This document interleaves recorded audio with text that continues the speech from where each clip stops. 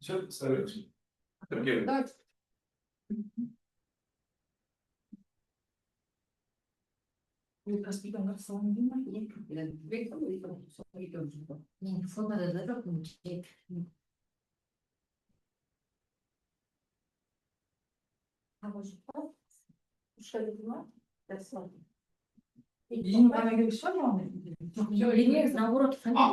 Аты жөніңіз просто дұрыс жазсынға, дұрыс жазсын деп. Василий, айтқаныңыздан көшіргенде қателік көшірмейді ғой. Номер телефона скажите, пожалуйста. 8 775 791 72 76. 72 76. Ага. Да, вот сейчас.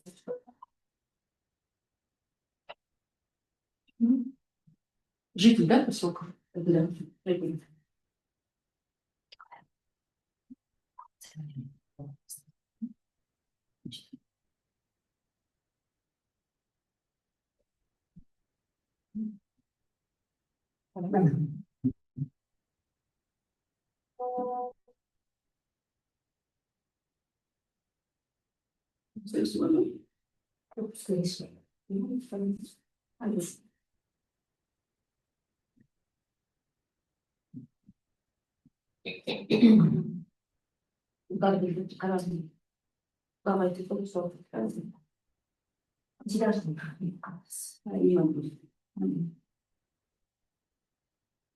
Құрметті онлайн қатысушылар, аты жөндеріңізді, лауазымыңызды жазып өтсеңіздер чатқа тіркеуге.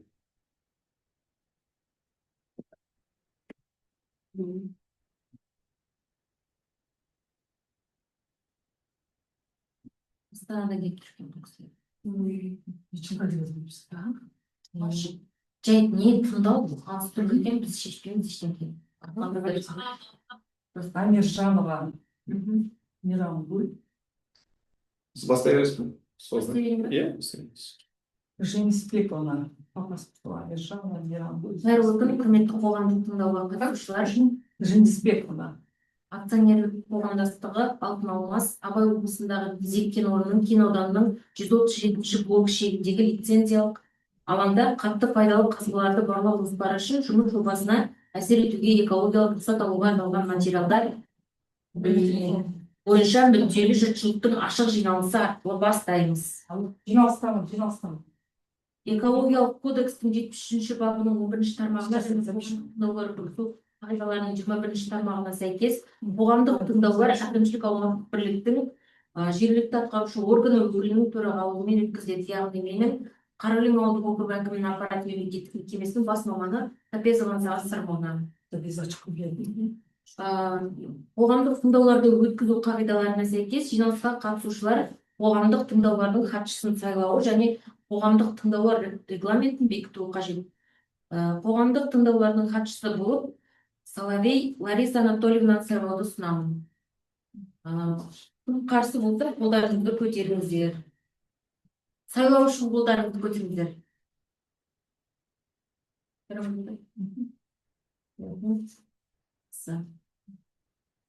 Жиналысқа қатысушылардың көпшілік дауысымен хатшы сайланды. Қоғамдық тыңдауларды өткізудің мынадай регламенті ұсынылады. Бірінші, баяндамашының сөз сөйлеуі 30 минутқа дейін. Екінші, баяндаманы талқылау, қоғамдық тыңдауларға қатысушылардың ескертулері мен ұсыныстарын тыңдау, қоғамдық тыңдаулар тақырып бойынша сұрақтар мен жауаптар 30 минутқа дейін.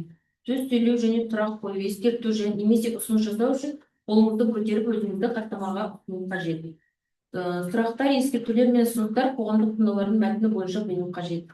Қоғамдық тыңдаулардың қорытындысын шығару 15 минутқа дейін. Мен регламентті бекітуге дауыс беруді ұсынамын. Қоғамдық тыңдау ережесін бекіту үшін қолдарыңызды көтеріңіздер. Кім қарсы болса, қолдарыңызды көтеріңіздер. Ондай жоқ. Осы хаттаманы дайындау үшін бейне және аудио жазба жүргізіліп жатқанын хабарлаймын. Сөз баяндамашы Керім Даниярға беріледі.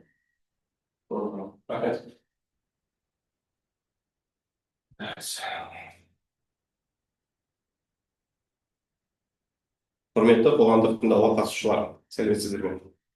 Бүгін біз Алтын Алмас акционерлік қоғамының Ақкөл облысындағы Мезек кен орнының 137 блогы шегіндегі қатты пайдалы қазбаларды барлау жобасы бойынша экологиялық рұқсат алу мақсатында материалдармен танысамыз. Жоба құрамында келесі негізгі құжаттар қарастырылған: рұқсат етілген шығарындылар нормативтерінің жобасы, қалдықтарды басқару бағдарламасы, өндірістік экологиялық бақылау бағдарламасы, қоршаған ортаны қорғау бөлімі, сондай-ақ қоршаған ортаны қорғау жөніндегі іс-шаралар жоспары. Бүгін осы жобалық құжаттаманың негізгі мазмұнымен және экологиялық аспектілерімен қысқаша таныстырамын. Қоғамдық тыңдаулар өткізу негіздемесі. Қоғамдық тыңдаулар өткізу Қазақстан Республикасының экологиялық кодексінің 96 бабының 1 тармағына сәйкес міндетті болып табылады. Бұл талап мемлекеттік экологиялық сараптама жүргізу процесінің маңызды бөлігі. Сондай-ақ мемлекеттік экологиялық сараптаманы жүргізу қағидаларының 3 тармағына сәйкес экологиялық сараптаманың міндетті түріне 1 және 2 санаттағы объектілер жобалау құжаттамасы, сондай-ақ экологиялық рұқсат алу үшін әзірленетін өзге де жобалар жатады. Осыған байланысты біздің жоба Мезек кен орнында қатты пайдалы қазбаларды барлау жөніндегі жоба аталған санатқа кіреді және қоғамдық тыңдау өткізу заң талаптарына сәйкес жүзеге асырылып отыр. Кәсіпорын туралы жалпы мәлімет. Жұмысты жүзеге асыратын субъект Алтын Алмас акционерлік қоғамы. Кәсіпорын негізгі қызмет түрі құрамында алтыны бар кендерді өндіру және өңдеу. Зерттелетін Мезек алтын кен орны Абай облысы аумағында әкімшілік тұрғыдан Семей қаласына қарасты М-3320 парағының шегінде орналасқан. Осы жобаның аясында Мезек кен орнында геологиялық барлау жұмыстарын толық кешенін жүргізу жоспарланып отыр. Жоспарланған жұмыстар келесі негізгі кезеңдерден тұрады: дала алдындағы жұмыстар, дайындық және ұйымдастыру шаралары. Дала жұмыстары: тікелей барлау, бұрғылау және сынама алу процестері. Сынамаларды өңдеу, алынған материалдарды сұрыптау және алғашқы талдау. Зертханалық және технологиялық зерттеулер, құрамындағы пайдалы компоненттерді анықтау. Камералық жұмыс: барлық алынған деректерді өңдеп, геологиялық есептер дайындау. Жобаның негізгі мақсаты осы жұмыстарды орындау арқылы қоршаған ортаға әсер етуге бірыңғай экологиялық рұқсат алу болып табылады. Келесі слайд. Мезек кен орнының 137 блок шегінде лицензиялық алаң Абай облысының Семей қаласының әкімшілік тұрғыда қарайтын аумақта орналасқан. Кен орнының географиялық координаттары жобалық материалдарда толық көрсетілген. Олар шамамен 48 градус 45 минут пен 48 градус 59 минут солтүстік ендік және 73 градус 43 минут пен 77 градус 59 минут шығыс бойлық аралығында орналасқан. Жақын маңдағы тұрақты су ағындылары Түлкібас, Құрыөзек, Сарыөзек және Ащысу өзендері жатады. Бұл өзендер кен орнынан шамамен 40 шақырымдай батыс бағытта орналасқан және Балқаш көлінің су жүйесіне құяды. Белгіленген жұмыс аймағында су қорғау аймақтары мен белдеулері жоқ. Бұл барлау жұмыстарын экологиялық талаптарға сай жүргізуге мүмкіндік береді. Жоба бойынша санитарлық қорғау аймағы Қазақстан Республикасы Денсаулық сақтау министрінің 2022 жылғы 11 қаңтарындағы номер ТР-2 бұйрығына сәйкес анықталды. Аталған құжаттың талаптарына сәйкес кен және кен емес қазбаларды өндіру нысандары үшін санитарлық қорғау аймағының нормативтік мөлшері 500 метр болып белгіленген. Жүргізілген есептеулер нәтижесінде барлық ластаушы заттардың концентрациясы 500 метр қашықтықта белгіленген санитарлық нормалардан аспайтыны анықталды.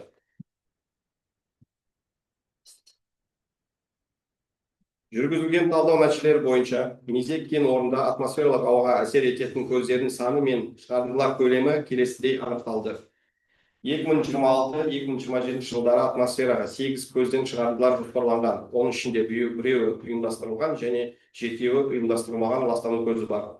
28 жылы 9 көз, оның ішінде біреуі ұйымдастырылған және 8-і ұйымдастырылмаған көз іске қосылады. 29 жылы да 8 көз, ал 30-31 жылдары 7 көз атмосфералық ауаға әсер етеді.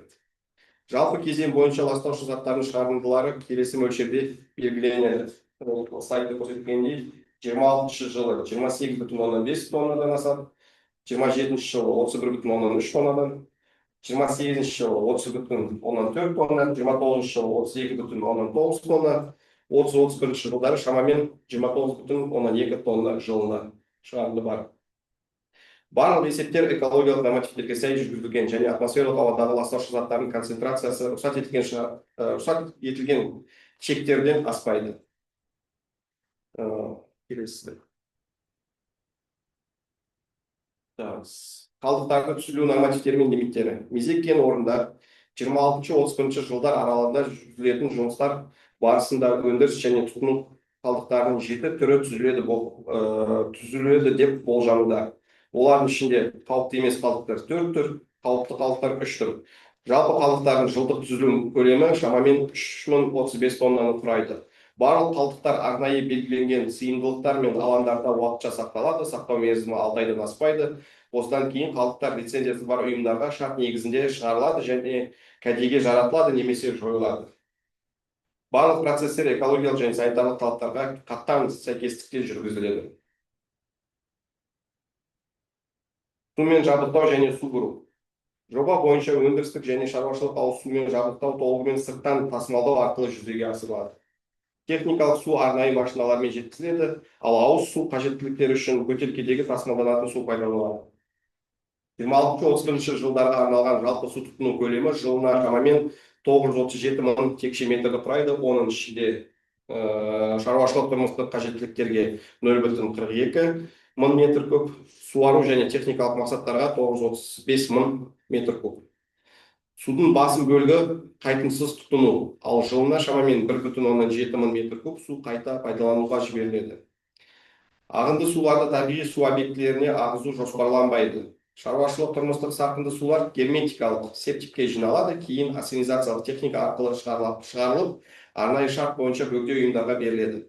Сондықтан бұл жоба үшін рұқсат етілген төгіндер нормативтер әзірлеу талап етілмейді. Өндірістік экологиялық бақылау. Өндірістік экологиялық мониторинг кәсіпорында арнайы әзірленген өндірістік экологиялық бақылау бағдарламасы шеңберінде жүзеге асырылады. Бағдарлама аясында келесі бағыттар бойынша тұрақты бақылау жүргізіледі. Атмосфералық ауа сапасы. Кәсіпорын көздерінің және санитарлық қорғау аймағының шегінде сынамалар 91 рет алынады. Өндірістік қалдықтар мониторингі. Түзленетін қалдықтарды есепке алу және олардың қозғалысын бақылау түрінде тұрақты түрде жүргізіледі. Топырақ жамылғысының жағдайын бақылау кәсіпорын аумағында жылына 1 рет жүргізіледі. Радиациялық фон бақылау сондай-ақ жылына 1 рет жүзеге асырылады. Барлық бақылау нәтижелері белгіленген тәртіппен тіркеліп, уәкілетті мемлекеттік органдарға есеп түрінде ұсынылады. Табиғатты қорғау шаралары. Жоба аясында қоршаған ортаны қорғауға бағытталған бірқатар іс-шаралар қарастырылған. Атмосфераны қорғау шаралары. Тау-кен жұмыстары кезінде, әсіресе құрғақ және желді ауа райында тозаңның таралуын болдырмау үшін жол беті сумен ылғалдандырылады. Сонымен қатар, техника жұмысы кезінде бөлінетін газдар мен шам деңгейін төмендету мақсатында персонал қауіпсіздік нұсқаулықтарын қатаң сақтайды, техника уақытылы профилактикалық тексеру және жөндеу жүргізіледі. Жер асты суларын қорғау шаралары. Кәсіпорында сарқынды суларды қабылдау және бұру жүйесі үнемі техникалық жарамды күйде ұсталады. Жер асты суларын пайдалану және олардың көлемін есепке алу тұрақты түрде бақыланады. Топырақ қорғау шаралары. Кәсіпорын аумағында тұрмыстық және өндірістік қалдықтармен ластауға жол бермеу мақсатында қалдықтар арнайы контейнерлер мен қоқыс жинағыштарда жиналады. Жиналған қалдықтар белгіленген полигондарға шығарылады және залалсыздандырылады. Қалдықтармен жұмыс істеу шаралары. Қалдықтар әртүрлі түрлері жеке-жеке жиналады. Барлық қалдықтар негізінде мамандырылған.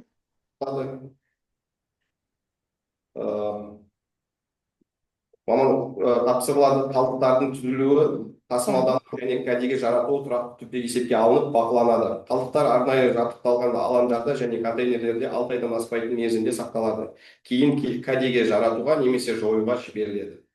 Санитарлық гигиеналық шаралар. Санитарлық қорғау аймағында және өндірістік аумақта өндірістік бақылау жүйесі ұйымдастырылады. Дезинфекция, дезинсекция, деретизация шаралары тұрақты жүргізіліп отырады. Барлық қызметкерлер арнайы киіммен, аяқ киіммен және жеке қорғаныс құралдарымен қамтамасыз етіледі. Жергілікті желдету жүйелерін шуды азайтатын құрылғылар орнатылады. Қызметкерлер медициналық тексеруден алдын ала және мерзімді түрде өтеді. Өсімдіктер мен жануарлар дүниесін қорғау шаралары. Жануарлар мен өсімдіктерге әсерді азайту және олардың табиғи мекен ету ортасын сақтау көзделген. Көлік қозғалысы қатаң түрде белгіленген жолдармен ғана жүзеге асырылады. Аумақтың табиғи жамылғысын бұзбау және қалпына келтіру шаралары қарастырылған. Бұл шаралар кәсіпорынның қызметін қоршаған ортаға әсерін азайтып, экологиялық қауіпсіздікті қамтамасыз етуге бағытталған. Жобаны іске асырудың балама нұсқалары және негізгі нұсқаны таңдаудың негіздемесі. Көзделіп отырған қызмет, Мезет кен орнында қатты пайдалы қазбаларды барлау жұмыстары. Басқа аумақтарда баламалы түрде қарастыру мүмкін емес. Себебі жұмыстар Абай облысында лицензиялық алаңның шегінде М43-20 парағындағы 137 блок аумағында жүргізіледі. Ауданның геологиялық, геофизикалық ерекшеліктері, сондай-ақ технологиялық регламенттің ұсынымдары ескеріліп отырып, жобаны іске асырудың негізгі нұсқасы таңдалды. Бұл нұсқа экологиялық, санитарлық гигиеналық талаптарды, жер қойнауын қорғау және төтенше жағдайлардың алдын алу шараларын сақтау тұрғысынан ең тиімді және қауіпсіз болып табылады. Назарларыңыз үшін рахмет.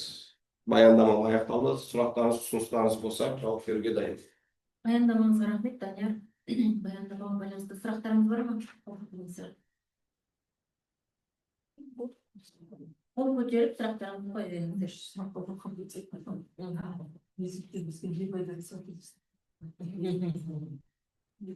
Чатта да сұрақтар жоқ. Жоқ, сұрақ жоқ. Онда қоғамдық тыңдауларды қорытындылауға кірісеміз. Құрметті қатысушылар, сіздерге Абай облысындағы Мезет кен орнының кен ауданының 137 блок шегіндегі лицензиялық алаңда қатты пайдалы қазбаларды барлау жоспары үшін жұмыс жобасына әсер етуге экологиялық рұқсат алуға арналған материалдар құжаттамасы ұсынылды. Қоғамдық тыңдауларға қатысушылардың қаралған құжаттар мен тыңдалған баяндамалардың сапасы туралы, олар түсінудің толықтығы мен қолжетімділігі тұрғысынан жалпы пікірін айта аламын. Құжаттар толық және түсінуге қолжетімді болып табылады. Сондай-ақ қоғамдық тыңдаулар өтті деп те айта аламын және қоғамдық тыңдаулар аяқталды деп жариялаймын. Барлықтарыңызға қатысқандарыңызға рахмет. Рахмет. Рахмет, сау болыңыздар.